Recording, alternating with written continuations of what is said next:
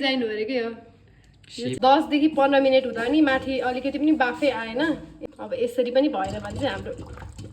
plant flop guys welcome to our channel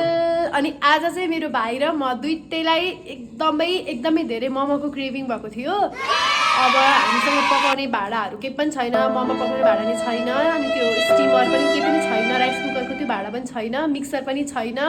अब हामीले के गरेर मोमो पकाउने हामीलाई केही थाहा छैन तर एकदमै दुईटालाई क्रेभिङ भएको छ त्यही पनि घरको भेज मोमोको अब किनेर नि खान सकिन्छ तर त्यो घरमा पकाएको जस्तो स्वाद चाहिँ हुँदैन नि त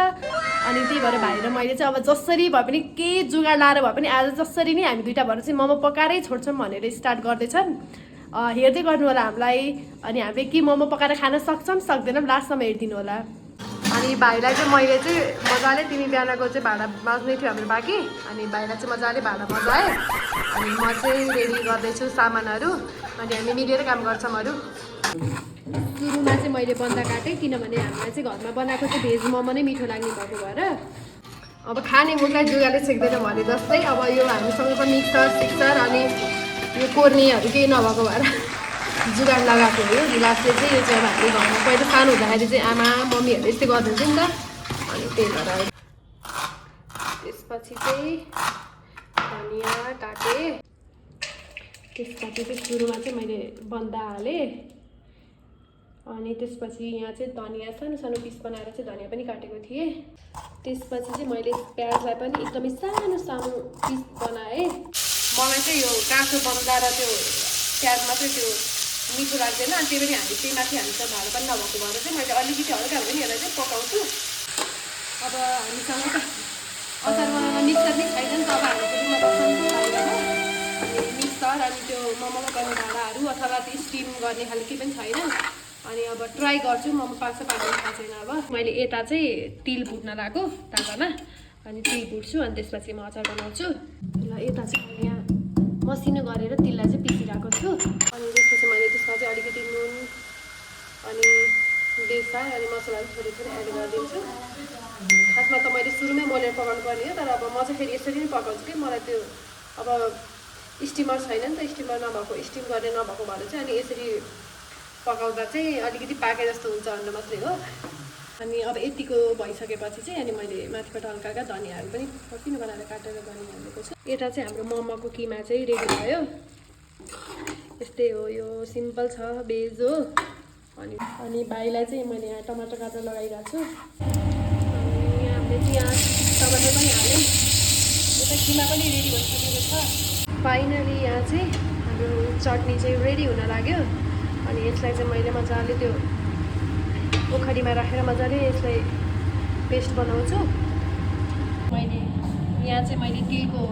तिललाई चाहिँ पिसेर राखेको थिएँ अनि यहाँ चाहिँ अघि पकाएको टमाटरलाई यसमा राखेको थिएँ अब यसलाई चाहिँ मैले ओखरीमा मजाले पेस्ट बनाउँछु र अनि त्यसपछि हाम्रो चटनी रेडी हुन्छ अनि यसलाई मजाले यसरी ओखरीमा हालेर त्यो पकाएको भएर अनि सजिलो हुन्छ पिस्न अनि यसलाई मजाले त्यो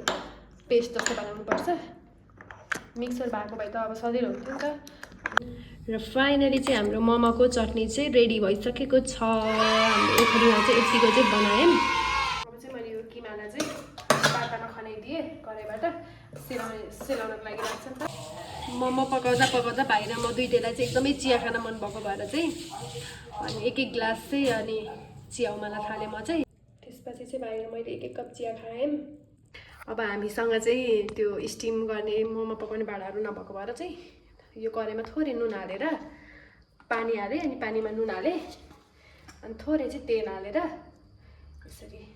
एकछिनसम्म बोइल गर्छु अनि हल्का तातो भएपछि चाहिँ यसमै मोमो हालेर चाहिँ हामी यसमै पकाउने भएर चाहिँ मोमो खै हुन्छ हुन्न हामीले नि युट्युबमै भिडियोहरू हेरेरै आइडिया लिएको हो मैले चाहिँ रोटी बेलेँ यसको पिठो बेलेर अनि त्यसपछि गिलासले चाहिँ सानो सानो सेप दिएको छु अब यसभित्र किमा हालेर अनि त्यसपछि चाहिँ म मोमोको सेपहरू बनाउँछु चाहिँ मेरो फर्स्ट मोमो यतिको बन्यो अब त्यस्तो धेरै खासै त आउँदैन तर यतिको चाहिँ बनाउन सक्ने रहेछु ठिकै छ यतिको भयो नि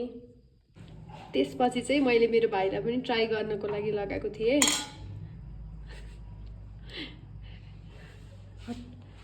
मेरो भाइले चाहिँ यहाँ बनाइरहेको छ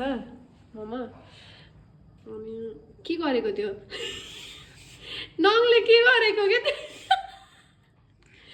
उसको डिजाइन हो अरे के हो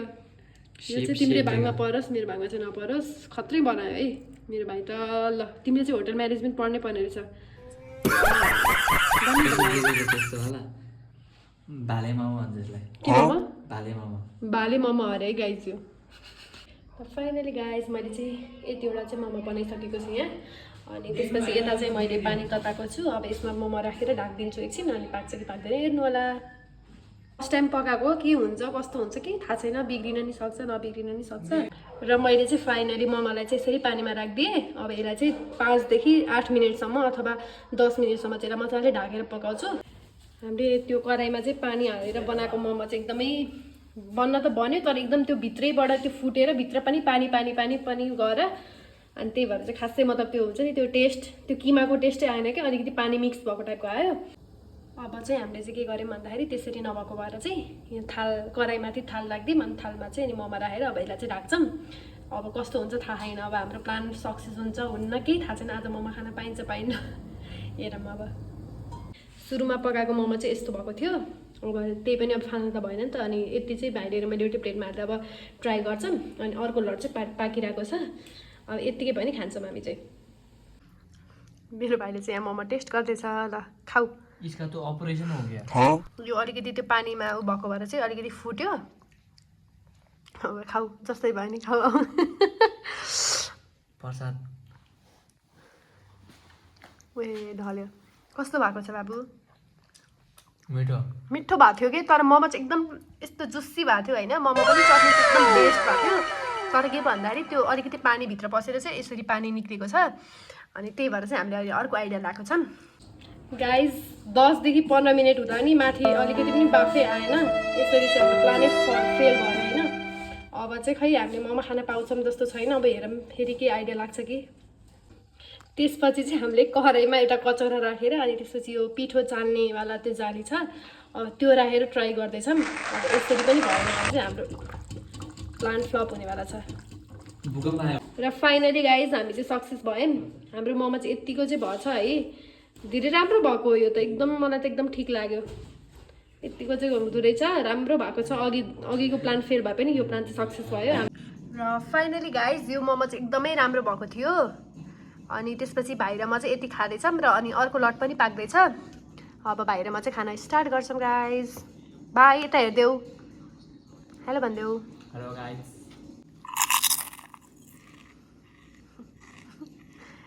कस्तो भयो दामी भएको छ क्या अहिले त राम्रो देख्यो है मिठो टेस्टी भयो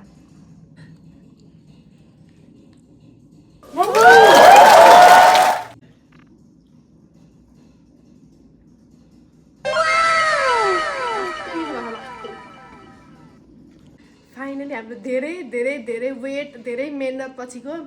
नतिजा चाहिँ एकदमै मिठो भएको छ भाइ र म दुईटालाई एकदमै मिठो लाग्यो हजुरले पनि ट्राई गर्नु होला यसरी हजुरसँग स्टिमर छैन मोमो पकाउने भाँडाहरू केही पनि छैन भने चाहिँ यसरी ट्राई गर्दा हुनेछ thank you guys for watching us and please subscribe and hit the bell icon and follow for more videos bye bye guys